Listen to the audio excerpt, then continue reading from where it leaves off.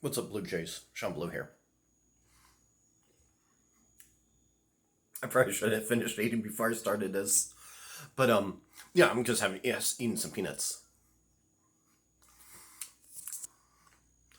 And when I got back from this long walk, this walk takes me about 50 minutes or so. I got back from this long walk, and it's like 10:30 just about now, and I got back like about 10 minutes ago. But I got back from this long walk and stuff, and I kind of live in like a spooky area. I live in like an industrial type area, and so my as soon as I got back, it turned out like I didn't bring my cell phone with me, and it turned out my mom was worried, and like I had like 7 messages and like a few missed calls and stuff like that, and I texted her right back, or I called her right back, and yeah, she was just saying like it's like where I live is like a spooky area, which it is at nighttime, especially yeah, it's like an industrial type area. It's like kind of like a weird area where I live, and yeah, you don't know if there's like bums like lurking in the shadows and coyotes and stuff like that. And to be perfectly fair, I have seen both. I have seen bums around, and I have seen coyotes around. And coyotes, it was great because this was like right before October or the first day of October at nighttime. I think it was right before October, so like the last day of fall. It was I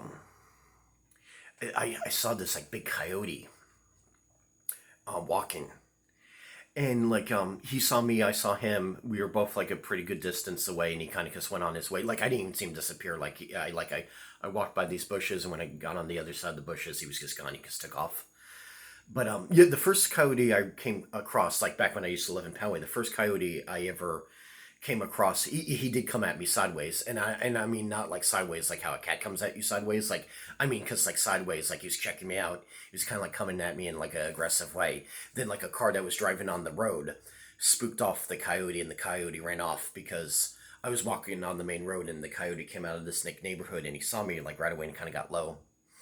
Yeah, so he was like, yeah, coming at me sideways. He wanted to know what I was about and who I was, and seeing it made me trying to size me up.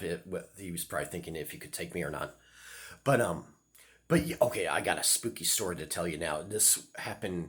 I heard this story. This happened to this one man who was a part of the Air Force, and this is a spooky story. Just give you a heads up. This man, yeah, he was part of the Air Force, and he was on this Air Force base, and he was coming. He'd done this many times before. He was coming back from this one bar off like in where like all the civilians live, and he went back onto the base. So he was on the base at this point, but it was like in a very industrial, dark, lonely area where he always walked. And he was hit. He felt something hit him in the back of the head, and there was these 3 men, and they raped him.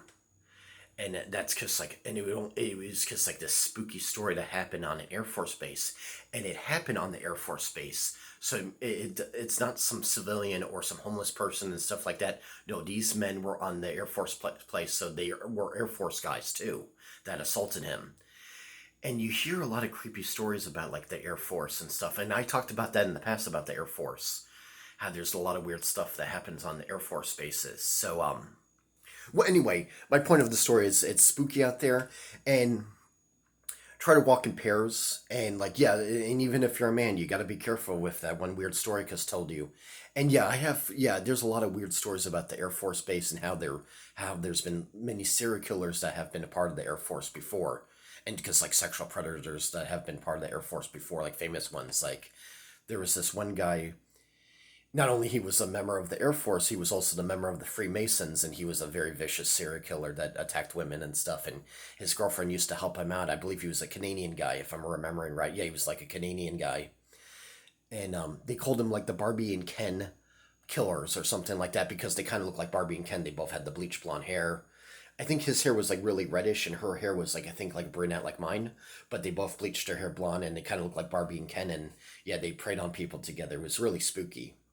So just dropping in with a real spooky just stories real fast for these during these spooky October times and because during these crazy times in 2022. All right, everyone, peace.